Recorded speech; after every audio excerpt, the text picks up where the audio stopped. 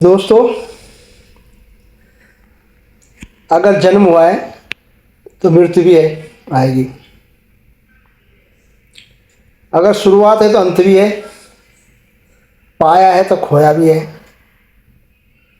और यही जीवन चक्र है। लेकिन फिर भी मनुष्य पता नहीं क्यों इतना अहंकारी, इतना घमंडी, अहम में भरा हुआ है कि वो इस बात को समझना नहीं चाहता। क्यों नहीं समझना चाहता? हर किसी को पता है कि मृत्यु निश्चित है, एक दिन मरना है सबको। मेरे पास जो धन दौलत है वो हमेशा नहीं रहेगी।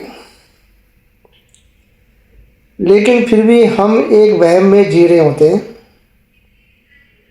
और यही वहम जो है हमारे अंत का कारण हो जाता है। अहंकार और घमंड, इसके उदाहरण है महाभारत और रामायण। अति महत्वाकांक्षा, ज़्यादा पाने की लालच, ये हमेशा इंसान को जो है उसके अंत की ओर ले जाता है। और वहीं से वो सुनिश्चित हो जाता है कि इसका अंत किस तरह से होगा।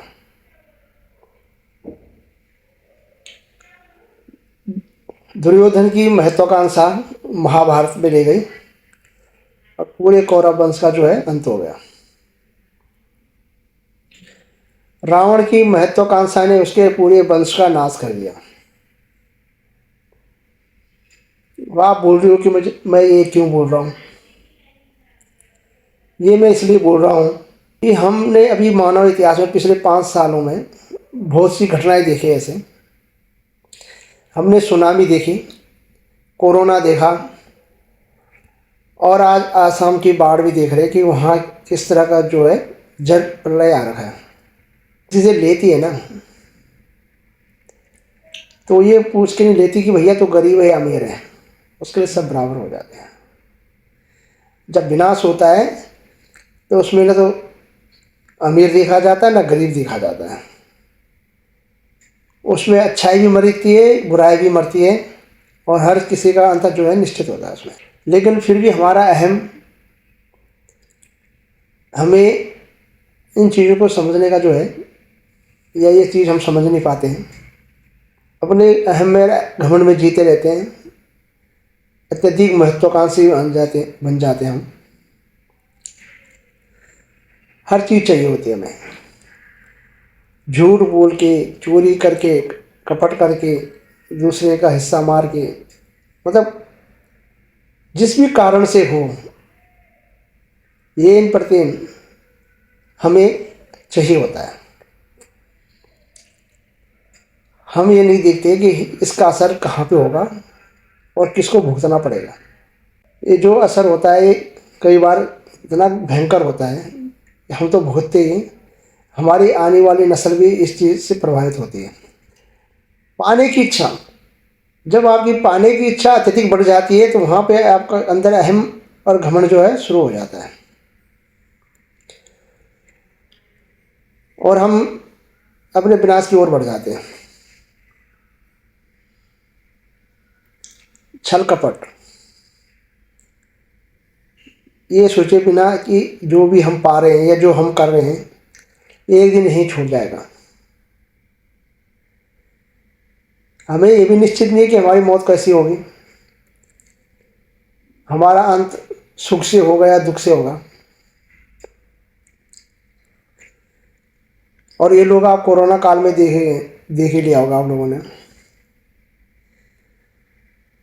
जब आदमी को दफन करने के लिए जगह नहीं मिली तो लाशों का अंबार गड्ढा खोद करके, जेसीबी से खोद करके, और उसमें दफन कर दिए गए। वहाँ पे किसी को पता नहीं था कि कौन है क्या है। माँ बाप ने बच्चों को हाथ लगाने से मना कर दिया, बच्चों ने माँ बाप को हाथ लगाने से मना कर दिया, क्योंकि हर किसी को जिंदा रहना था, हर कोई जीना चाहता है। लेकिन ऐसे जीने से क्या फ़ायदा जहाँ पे आपका को पता है मेरा अंत कैसा होगा। आप जब कोई गलत काम करते हैं और गलत रास्ते पे चलते हैं, तो उस समय आपको पता होता है कि आपका अंत होने वाला है और आपका अंत कैसे होगा। चोरी डकैती करेंगे तो भैया पुलिस की गोली से मरेंगे, और ये निश्चित है, ये निश्चित है कि आपकी मृत्यु उसी हिसाब से आएगी जिस हिसाब से आपके कर्म होंगे। हो सकता है कि जब आप मरोगे आपको पहचानने वाला भी कोई ना हो।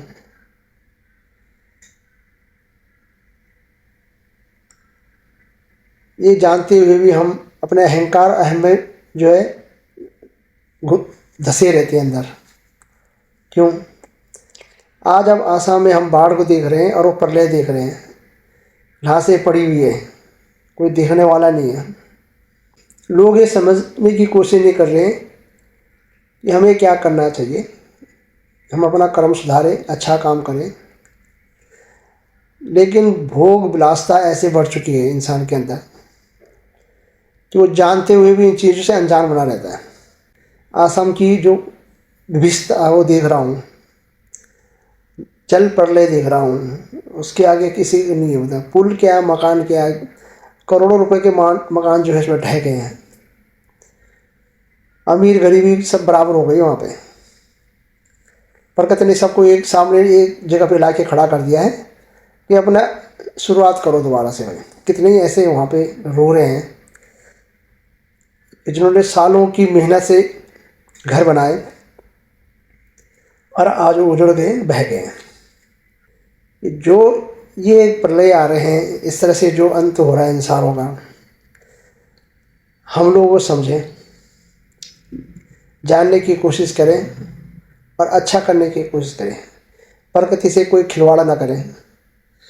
जिस तरह से जंगलों की कटाई हो रही है और ये प्रलय आ रहे हैं, तो ये निश्चित है कि ये और विकराल रूप धारण करेगा अभी।